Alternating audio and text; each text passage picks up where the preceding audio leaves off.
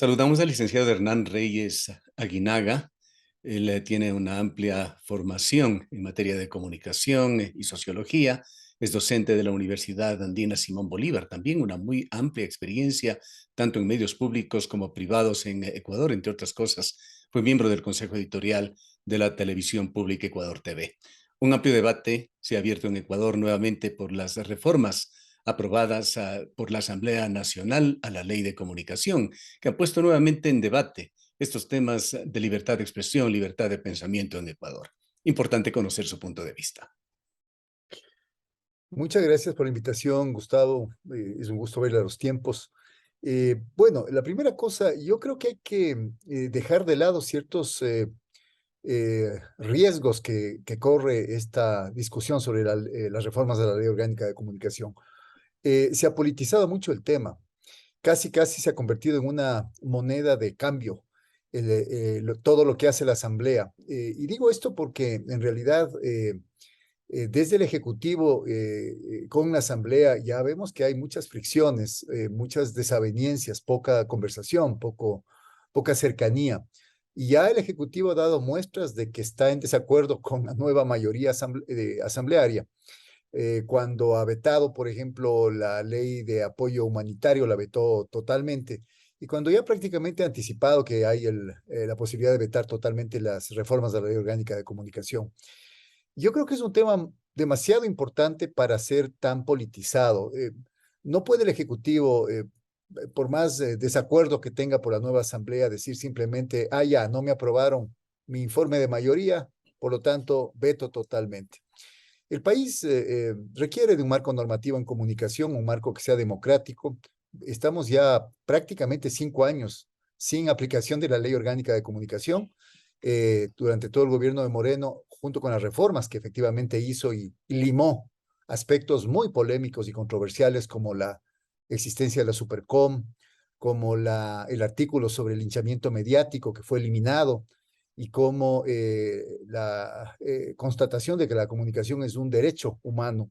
Todo eso prácticamente dejó a la ley orgánica de comunicación con los aspectos más positivos, pero esa ley no se aplica, nunca se aplicó durante Moreno, durante el gobierno de Lazo, él derogó el reglamento de aplicación de la ley, entonces estamos como en el limbo. Creo que al Ecuador le hace falta un marco normativo que, como digo, cumpla estándares internacionales, defienda a los periodistas, a mí me parece que eso es clave, no sea una ley para mantener las prebendas de ciertos medios de comunicación, sobre todo comerciales, y permita que haya mayor acceso a la creación de medios y mayor acceso a la información por parte de la ciudadanía. Entonces, desde ese punto de vista, creo que es importante debatir sosegadamente, con cabeza fría y con argumentos sobre los aspectos positivos que tiene este informe de minoría y sobre algunos aspectos que quizá están sujetos a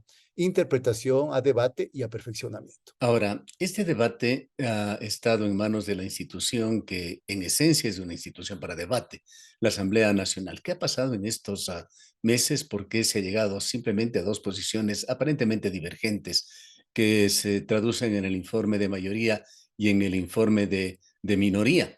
Y ahora en la disyuntiva que la tiene en sus manos el presidente de la República de vetar esa ley. La disyuntiva no es vetarla o no vetarla, sino cómo vetarla, si en forma total o en forma parcial. Sabiendo, como nos dijo el día de hoy en este medio de comunicación, uno de los integrantes de Pachacuti Rebelde, parte de esa mayoría que aprobó el informe de minoría, ha señalado que en caso de un veto parcial del presidente de la República se buscaría en la Asamblea por parte de la mayoría establecer o lograr más bien una mayoría calificada para ratificar su decisión sobre el informe de minoría en su totalidad. Es decir, nuevamente posiciones polarizadas sin encontrar intermedios que tiendan a favorecer el bien común, que es lo que se debería buscar por todas las partes. Totalmente de acuerdo. Y a mí me parece que esa radicalización de posiciones es lo que marca o ha marcado la existencia de dos informes, uno de mayoría y otro de minoría. Es decir, ni siquiera en la propia comisión de 9 miembros se pudo llegar a un consenso para elaborar un texto único, unificado, donde se recojan las distintas perspectivas y puntos de vista que hay. Pero esto se debe fundamentalmente también a ciertos elementos que hay que anotar. Las reformas de la Ley Orgánica de Comunicación, la primera que envió el presidente Guillermo Lasso el 25 de mayo apenas posesionado, no fue dirigida a la comisión correcta. La comisión correcta era la Comisión de Derechos Colectivos, Interculturalidad y Derechos Humanos. Era la que por naturaleza le tocaba conocer estos debates. Pero como todo está politizado, aparentemente quien presidía la comisión no fue del agrado del Ejecutivo, el señor asambleísta Fernando Cabascango, y no había teóricamente mayoría favorable al oficialismo. Todo, fíjese, Gustavo, cómo todo es en base a cálculo político, antes que en base a la elaboración de un marco normativo racional, digamos, y consensuado. Y se envió a la Comisión de Relaciones Internacionales, donde existía una mayoría oficialista que finalmente fue la que elaboró el informe de mayoría, que no fue aprobado. Le digo, es una posición radical porque el presidente Guillermo Lasso en sus ofertas de campaña dijo que había que derogar y echar al tacho de basura la Ley Orgánica de Comunicación, aún con las reformas hechas del 2019-2020, a las cuales ya me referí. No se puede hacer eso. Hay un mandato constitucional en la transitoria que dice que tiene que haber una ley orgánica de comunicación. Y lo que hizo entonces el presidente Lasso fue enviar un proyecto de reformas que prácticamente eliminaba esa ley por completo, porque la nueva ley que envió él de 14 artículos, las reformas, era una nueva ley que la cortaba en dos. Una cosa eran los derechos, otra cosa era las frecuencias, la distribución de publicidad y los artículos sobre estímulos a la producción musical ecuatoriana y a la producción audiovisual y contenidos interculturales. Y en ese sentido, claro, nunca se pudieron poner de acuerdo porque en vez de reformar la ley vigente, que era lo lógico, si es que todavía existen aspectos que resultan controversiales y mejorables, reformen a la ley, porque ese era el sentido, son reformas, no es la necesidad de elaborar una nueva ley. Pero en la tosudez del Ejecutivo envió este proyecto que al final fue parte del informe de mayoría que no se aprobó.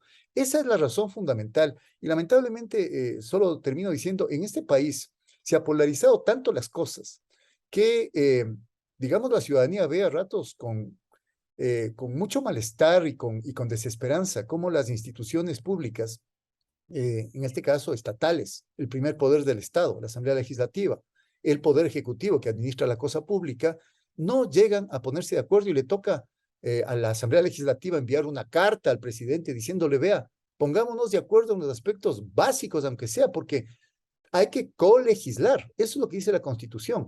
Ni usted puede estar vetando permanentemente de manera total todo lo que nosotros mandemos porque no le gusta, ni nosotros también tampoco podemos trabajar al margen del Ejecutivo, porque eso dice la Constitución.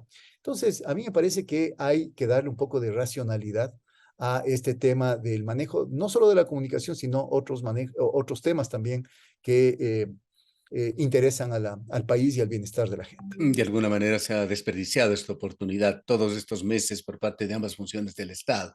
Ahora, para la siguiente pregunta, tengo que anteponer el hecho de que para nosotros, y perdone aquí la primera persona, como medio de comunicación y como personas que hacemos comunicación en el país, no tenemos un grato recuerdo de la anterior ley de comunicación. 7 veces fuimos llamados a la Superintendencia de Comunicación, afrontamos un sinfín de problemas que claramente poco tenían que ver con la calidad o no de la práctica periodística que se realizaba en estos medios. Esto tenemos como un recuerdo difícil de olvidar.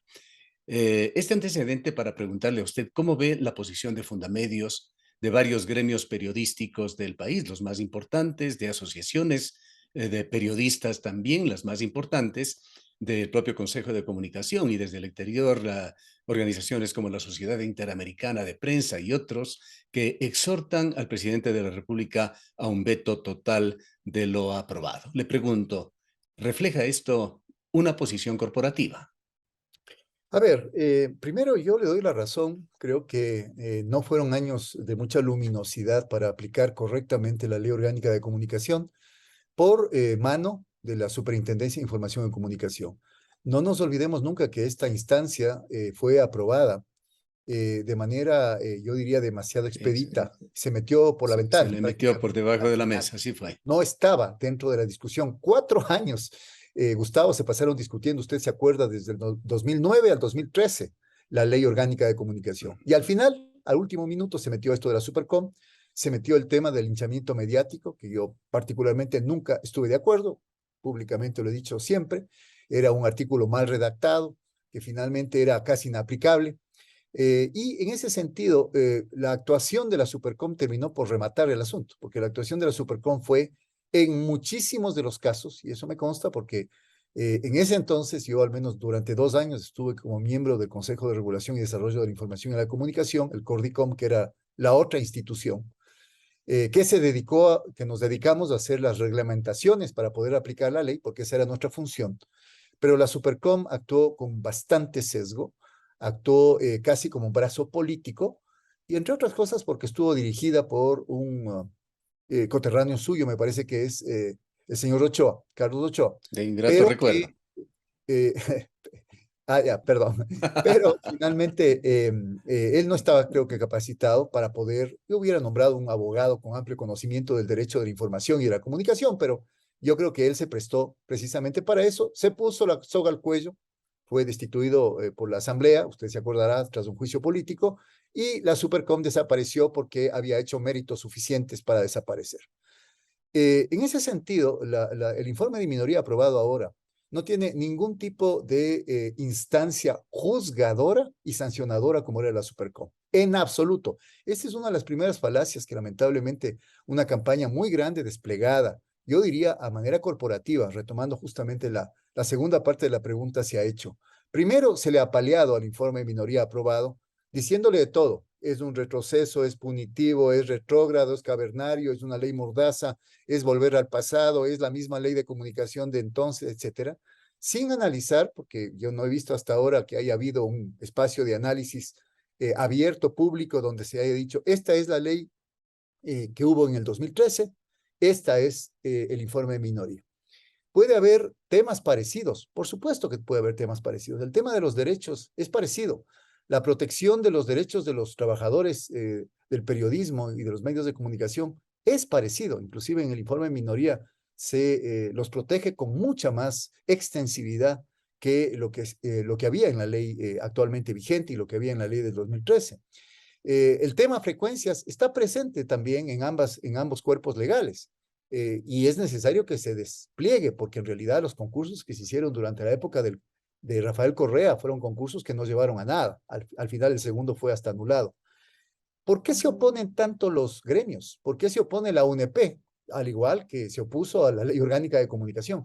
Porque lamentablemente muchos de quienes dirigen estas instancias que no particularmente no tienen particularmente, quiero decir, mayor representatividad, algún rato valdría la pena hacer un análisis de cuántos periodistas componen la UNP, cuántos votan por las directivas, cuántas veces hay siquiera dos listas, porque a veces hay una sola lista, ni siquiera les interesa. Pero en cambio las directivas están muy ligadas corporativamente a los dueños de los medios de comunicación. Es decir, a mí me parece más que cuidan ciertos empleos, quienes llegan a las directivas de estos gremios, empleos en medios privados, que otra cosa.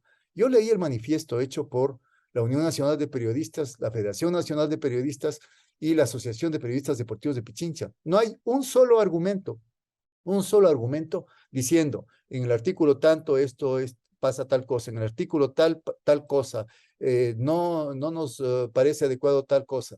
Simplemente los mismos calificativos que ya vimos en esta campaña gigantesca que se ha hecho ya durante 8 días. Estoy escribiendo un artículo precisamente a propósito de los grandes titulares, los grandes leads y todas las palabras y los calificativos que se han utilizado y las pseudo argumentaciones para atacar sin analizar artículo por artículo, analizar concienzudamente dónde está bien o dónde está mal lo que se ha legislado. Así En que yo la argumentación de Fundamedios, en la argumentación de Roberto Aguilar, que seguramente usted los ha conocido, los ha leído también, absolutamente, encuentra claro, argumentos.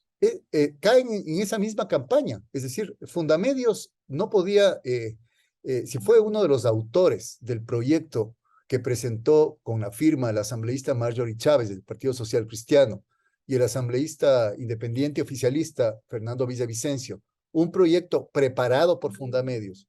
¿Usted cree que Fundamedios no iba a salir en defensa de su proyecto de mayoría que fue rechazado? Obvio.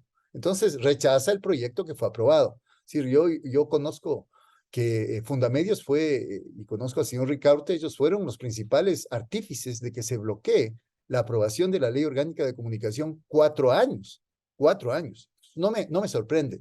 No me sorprende la UNP cuando uno ha seguido la trayectoria de esta organización, porque su posición ha sido siempre la misma. No queremos ley orgánica de comunicación. La mejor ley es la que no existe. Pues yo tengo una idea distinta y muchas personas y académicos y periodistas que conozco tienen una ley distinta.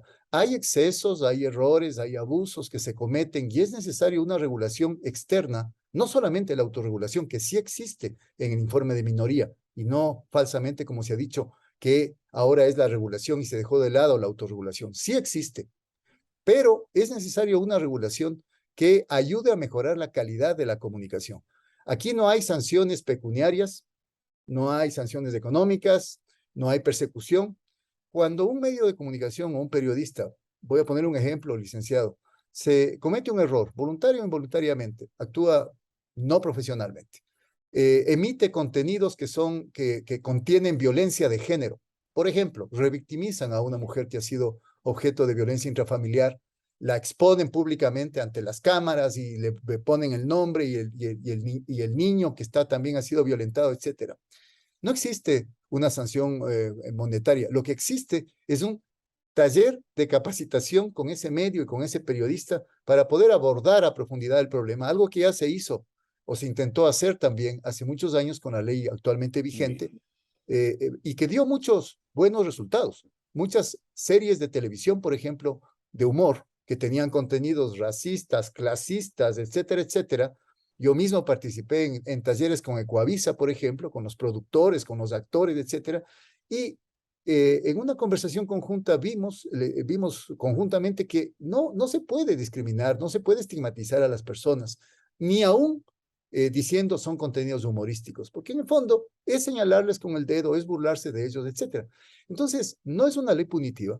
Y en ese sentido, yo particularmente le digo con toda honestidad, Gustavo, no entiendo esta tosudez que tienen de decirle y de empujarle prácticamente al presidente de la República, vete totalmente, porque en realidad lo que nos están llevando es a tener nuevamente, durante un año al menos, y luego empezará el tratamiento de las reformas otra vez, no tener normativa de la comunicación.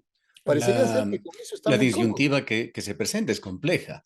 Así Si es, no nos equivocamos, la una es un veto total que nos dejaría con esa vieja ley de comunicación reformada, retaseada por dos gobiernos, una especie de Frankenstein, además, sin un reglamento, y esto impide su aplicación. así O la es. otra, que sería una eventual ratificación, según lo dijo uno de los asambleístas que le mencionaba el día de hoy, del informe de minoría en un documento que tiene muchas imperfecciones. Ante esto, ¿qué alternativas existen? ¿Qué hacer ahora tras esta oportunidad de oro desperdiciada para lo que hubiese podido ser un debate a fondo, un debate académico? Si es que la Secretaría Jurídica de la Presidencia actúa bien, profesionalmente, se asesora bien, revisa con cuidado y, por supuesto, encuentra quizá aspectos que hace falta mejorar la redacción jurídica, aspectos que hace falta quizá modificar el sentido del texto porque, digamos, está muy abierto y porque efectivamente puede dar lugar a que se abran puertas para cuestiones no deseadas. Haga esas reformas parciales, dígale, converse con la Asamblea Legislativa en base a esta misma carta que ha enviado el presidente y diga, conciliemos, concertemos, para que no haya esta búsqueda, que también habría que ver si es que es posible de ser dada de las 2/3 partes de los asambleístas, para que no se busque la ratificación total del texto inicialmente enviado y más bien quizá la Asamblea se pueda allanar a las observaciones del Ejecutivo. Ese momento, si la Asamblea se allana al veto parcial del Ejecutivo de aspectos puntuales que efectivamente ameriten y merezcan esa conversación y ese perfeccionamiento, yo creo que tendremos una ley de comunicación en la cual habrán participado ambas instituciones, ambas habrán puesto su punto de vista y no habrá ni ganadores completos ni perdedores completos, porque en el fondo, tal como vamos, yo digo, el ganador, el perdedor completo va a ser el pueblo ecuatoriano.